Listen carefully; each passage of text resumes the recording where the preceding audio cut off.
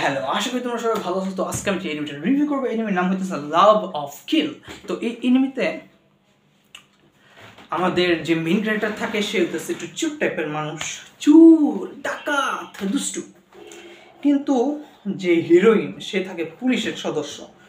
সে আমাদের মেইন ক্যারেক্টারকে ধরতে চায়, মারতে চায়, বাট আমাদের মেইন ক্যারেক্টার এতটাই প্রফেশনাল, ওই মেয়ের সাথে মজা করে এবং আমাদের মেইন ক্যারেক্টার ওই মেয়েটাকে ভালোবাসে, ওই মেয়েটার জন্য সব কিছু করতে রাজি।